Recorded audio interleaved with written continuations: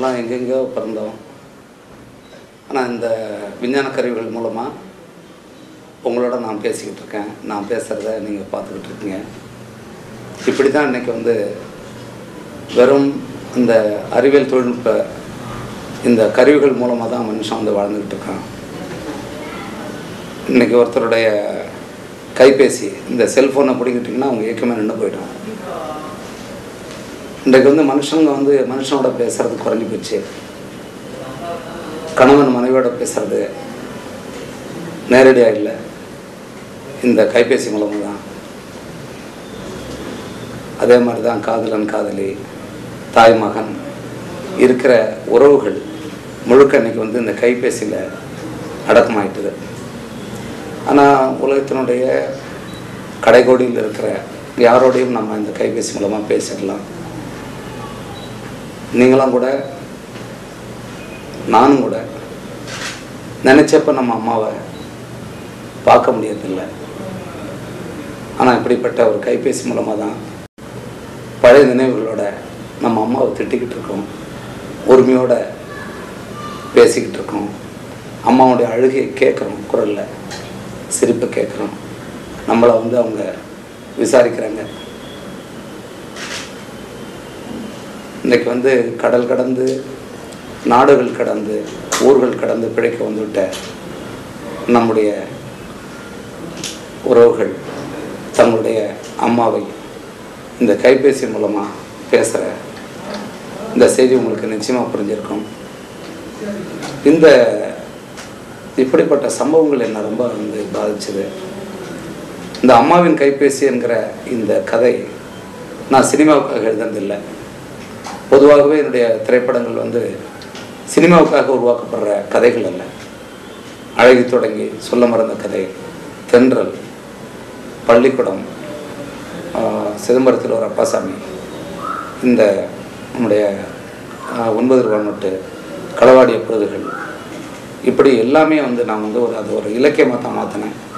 அந்த இலக்கியம்தான் பிறகு வந்து திரைப்படமாக மாறிச்சு.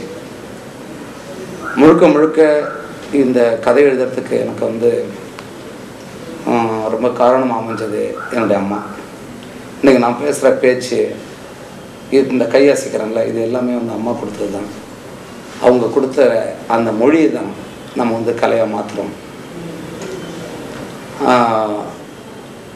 ரொம்ப நாள் எனக்கு ஒரு ஏக்கம் இருந்துச்சு. உலகத்தில் இருக்கிற நம்மளை எல்லாம் வந்து இந்த உலகத்தை காண நமக்கு வந்து வாய்ப்பு கொடுத்தது இந்த அம்மாக்கள் தான்.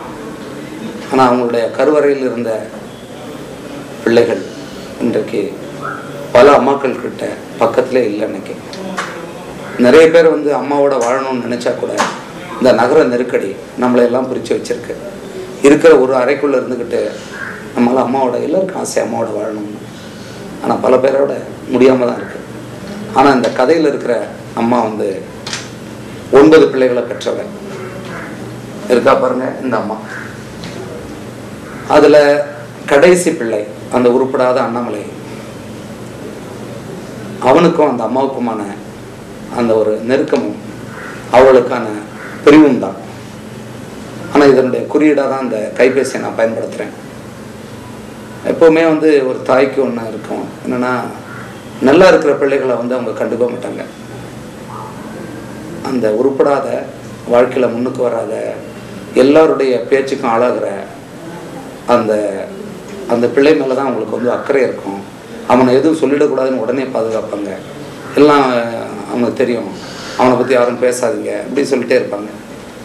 இப்படி அவங்களாலே கெட்டு போன ஒரு மகன், அதிக அன்பாலே, அப்படி நிறைய பிள்ளைகள் இன்னைக்கு. அது அவன் தான் அந்த படத்தினுடைய கதாநாயகன். அவங்கள வந்து காலம் வந்து ரொம்ப தொலைவில் கொண்டு போய் வச்சுருக்கு. ஆனால் இடையில் அவங்க 2 பேருக்கும் இடையில் இருக்கிற இந்த கைபேசியின் மூலமாக எத்தனையோ துணை பாத்திரங்களை நான் இயக்கிறேன் இந்த படத்தில். இதில் வந்து பாக்யராஜனுடைய மகன் அவர் சாந்தனன் நடிக்கிறார் அண்ணாமலையாக. நான் அவர் எந்த படத்துலையும் நான் பார்த்ததில்லை. ஏன்னா நான் அவர் நடித்த படத்தை நான் பார்க்கல. கேள்விப்பட்ட படங்களில் பார்த்து கொஞ்சம் இந்த ஃபோட்டோக்களில் பார்த்துருக்கேன். ஆனால் என்னமோ ஏதோ ஒரு துணிச்சல் எனக்கு அவரை வச்சு செய்யணும்னு. நிறைய இயக்குநர்களுக்கு ஒரு அவங்களுடைய தேவையை வந்து இந்த அண்ணாமலை என்கிற சாந்தனு தீர்க்க வைக்க போகிறார். ரொம்ப ஒரு மிகச்சிறந்த ஒரு நடிகன் தான், எல்லாருமே நல்ல நடிகர்கள். அவருக்கான வாய்ப்பு இது வரைக்கும் தரப்படலைங்கிறது தான் வந்து உண்மை. அவர் சும்மா ஆட விட்டு பாட விட்டு ஓட விட்டு எடுத்துருந்துருக்காங்க. முற்றிலும் தன்னை அவர் ஒப்படைச்சிக்கிட்டார். அதே போல் வந்து இந்த இனியான அந்த பொண்ணு முழுமையாக இந்த கதையை வந்து ஒரு 8 ஆண்டு கால இடைவெளியில் இருக்குது. அந்த 15 நாட்கள் தான் அவங்க வந்து பணியாற்றினாங்க. அந்த 15 நாட்களில் இந்த 8 ஆண்டு காலத்தை நான் வந்து கொண்டு வந்திருக்கேன். அது அவங்களால தான் அது முடிஞ்சது. முழுமையாக இந்த படைப்போட தன்னை ஒப்படைச்சிக்கிட்ட அந்த ஒரு அருமையான நடிகை ரொம்ப. அவங்க இதுக்கிடையில் இந்த அம்மா வந்து இருக்காங்க பாருங்கள்.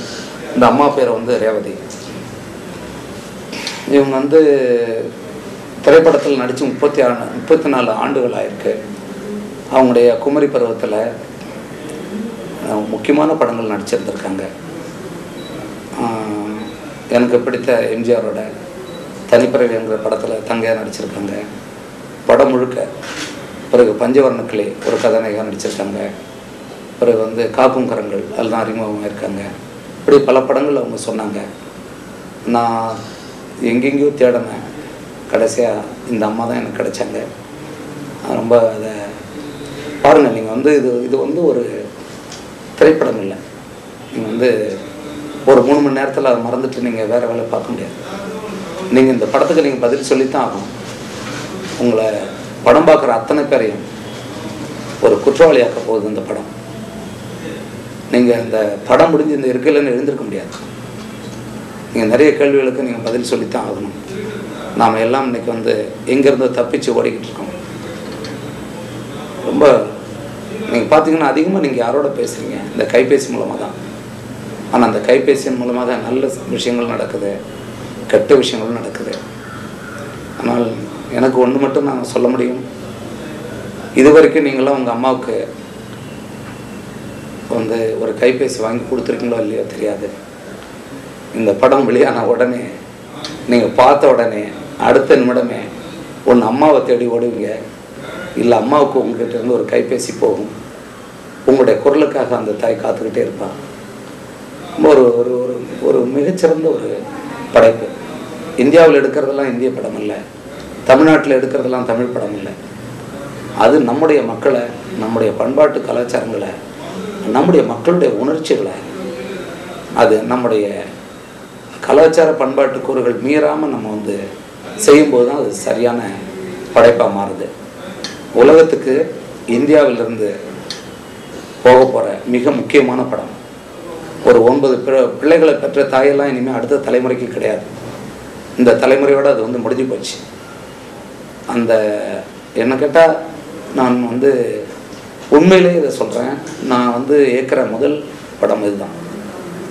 இதுக்கு முன்னாடி நான் 6-7 படங்கள் நான் இயக்கியிருந்தால் கூட என்னுடைய முதல் டைரக்ஷன் அந்த படம் தான் சொல்லுவேன். காரணம், மற்ற படங்கள் எல்லாம் வந்து நிறைய சமரசம் பண்ணிக்கிட்டேன் வியாபாரிகளுக்காக. நான் நினச்ச படத்தை, நான் நினச்ச அழகையெல்லாம் எடுத்துருந்தா நீங்கள் தாங்க மாட்டீங்க. அது வேறு இன்னொரு உலக சினிமாவில் மிக முக்கியமான இயக்குநர்களாக நான் இருந்திருப்பேன். அதில் கண்ட மாதிரியான நகைச்சுவைகளும் பாடல்களும் எல்லாத்தையும் உள்ளே கொட்டி அது வெறும் தமிழ் சினிமாவாக நின்று போச்சு. ஆனால் அந்த ஆபத்து இதில் இல்லாமல் உங்களையும் மகிழ்விக்கணும், அதே நேரத்தில் உங்களை சிந்திக்க வைக்கணும், நம்ம எல்லாம் நம்முடைய உறவுகளை பற்றி நினைக்க வைக்கணும். இதுக்காக வேண்டி ரொம்ப ஒரு முழுமையான ஈடுபாட்டோட அந்த படத்தை நாங்கள் உருவாக்கியிருக்கோம். எனக்கு துணையாக வந்து சொல்லணும்னா இந்த படத்தில் மிக முக்கியமாக என்னுடன் பணியாற்றிய இதற்கு முன்னாடி இருந்த அத்தனை தொழில்நுட்ப கலைஞர்களையும் நான் மாற்றிருக்கேன், திட்டமிட்டே மாற்றிருக்கேன். குறிப்பாக வந்து இசையமைப்பாளர் அவர் வந்து இந்த படம் தான் அவருக்கு முதல் படம். ரோஹித் குல்கர்னி அவர் வந்து மும்பை இசையமைப்பாளர். இன்னைக்கு ஒரு 30 வயது இளைஞர். இன்றைக்கு உலக சினிமாவினுடைய புரிதலை வந்து தெளிவாக புரிஞ்சவர். நம்முடைய பல நல்ல மிக சிறந்த படங்கள் உலகத்தினுடைய பார்வைக்கு போகாமல் விட்டதே இந்த கண்டபடி இசையால் தான். இவங்க வந்து காசு கொடுக்குறங்கிறதுக்காக சும்மா அதை போட்டு எல்லா இடத்துலையும் அடித்ததாலே பல படங்கள் வந்து வீணாக போச்சு. இதில் மிக தெளிவாக மிக சரியான இசையோட ஒரு மிக உயர்ந்த கலைஞரை வந்து வர்றாரு. பல இயக்குனர்கள் வந்து நீங்கள் பாருங்கள், இவர் வந்து பயன்படுத்துவாங்க. ரொம்ப எனக்கு ஒரு உண்மையிலே ஒரு அரிய பாடல்கள் இந்த படத்தில் வந்து முத்துக்குமார் தான் எழுதியிருக்கார். நான் முத்துக்குமார் 2 பாடல்கள், ஏகாதசி ஒரு பாடல் எழுதியிருக்கார். பிறகு வந்து இந்த படத்தில் வந்து ஒரு இசைக்கோர்வை கொண்டு வரேன். இசைக்கோர்வைங்கிறது வந்து வரிகள் இல்லாத பாடல்னா பாடல் வரிகளை சேர்ந்தது. இதில் வெறும் இசை மட்டும் இருக்கும். 5 நிமிடம் ஓடக்கூடிய இசை. பாடலுக்கு பதிலாக வெறும் இசை மட்டும் பயன்படுத்தியிருக்கேன் ஒரு இடத்துல. அது ரொம்ப முக்கியமான ஒரு செய்தியாக இருக்கும். பிறகு வந்து இன்றைய காலகட்டத்தில் வந்து 95 விதமான படங்கள் ஃபிலிமில் எடுக்கிறது இல்லை, எல்லாம் அந்த வீடியோ கேமராவில். அது என்ன தான் அவங்க சொல்லிக்கிட்டாலும் அது வீடியோ கேமரா தான். அதில் எடுத்து தான் வந்து திரைக்கு வருது. ஆனால் இந்த படத்தை நான் வந்து அந்த ஒரிஜினல் ஹாக் லென்ஸ், சினிமாஸ்கோப் லென்ஸோட அந்த BL435 கேமராவில், கொடாக் ஃபிலிமில் அந்த உயர்ந்த தொழில்நுட்பத்தோட, ஏன்னா உலக அரங்குக்கு இந்த திரைப்படம் மிக நம்முடைய கலாச்சாரத்தை கொண்டு போய் நம்முடைய அம்மாக்களை கொண்டு போய் நிறுத்தணுங்கிறதுக்காக ரொம்ப ரொம்ப கஷ்டப்பட்டு போராடி தான் அந்த படத்தை வந்து உருவாக்கியிருக்கோம். நான் எப்போவுமே மக்களுடைய பிரச்சனைகளாக என்னுடைய கலைகளில் நான் கொண்டு வர நினைக்கிறேன். நம்முடைய கலைகள் மூலமாக தான் நம்முடைய மறந்து போன மழுங்கெடுத்து கொண்டிருக்கிற நம்முடைய கலைகளை வந்து உயிர்ப்பிக்க முடியும். நிறைய பேச வேண்டியிருக்கு. இந்த அம்மாவின் கைபேசி போல் பல திரைப்படங்கள் நிறைய எடுக்க வேண்டியிருக்கு. என்னோடய மக்களுக்கு ஒரே ஒரு செய்தியாக தான் நான் வந்து இந்த இடத்துல சொல்லக்கூடியது, எதையும் நம்ம வந்து கண்டுக்காமல் போய்கிட்டு இருக்கோம். ஒரு தன்னல மனிதர்களாக மாறிக்கிட்டு இருக்கோம். வெறும் கம்ப்யூட்டரோடவும் வெறும் வந்து கைபேசியோடவே என்னுடைய வாழ்நாளை அழிச்சுக்கிட்டு இருக்கோம். எதை பற்றியும் ஒளிந்து கொண்டு நம்ம வந்து அதை பற்றி ஒரு இது சொல்கிறோம். அது சரியில்லை, இது சரியில்லை, இது சரியில்லை, எதை பற்றி வேணாலும் நம்ம வந்து சொல்லிக்கிட்டு இருக்கோம். ஆனால் நம்ம வாழற முறையை பற்றி நம்ம எதுவும் யோசிக்கிறதே கிடையாது. நிச்சயமாக என்னுடைய இளைஞர்களுக்கு இந்த படம் பல செய்திகளை வச்சுருக்கு. நான் வந்து ரொம்ப இந்த படத்தை என்னைக்கு முடித்து உங்களோட நான் பார்ப்பேன் அப்படிங்கிற ஆர்வத்தோடு நானும் காத்துக்கிட்டு இருக்கேன். படம் முடியும் தருவாயில் கடைசி கட்ட படப்பிடிப்பில் இருக்கேன். செப்டம்பர் மாதம் 2வது வாரம் வெளியீட்டுக்கான வேலைகள் நடந்துக்கிட்டு இருக்கு. கிஷோருங்கிற அந்த ரொம்ப சிறந்த ஒரு படத்தொகுப்பாளர், எடிட்டர். அவர் இந்த ஆடுகளம் படத்தை கூட தேசிய விருது வாங்கினார். பிறகு வந்து தினேஷ், அவரும் வந்து தேசிய விருது பெற்ற ஒரு நடன இயக்குனர் தான். இப்படி என்னோட பணியாற்ற எல்லாருமே வந்து இதிலே வந்து வயசு அதிகமான நாள் நான் தான். எதுக்கு இதை சொல்ல வரேன்னா, அந்த இளைஞர்களுடைய பார்வையில் இந்த அம்மாவின் கைபேசி எப்படி இருக்குன்னு நான் பார்த்தேன். அவங்க அத்தனை பேரும் வந்து முழு ஈடுபாட்டோட பண்ணிக்கிட்டு இருக்காங்க. நன்றி.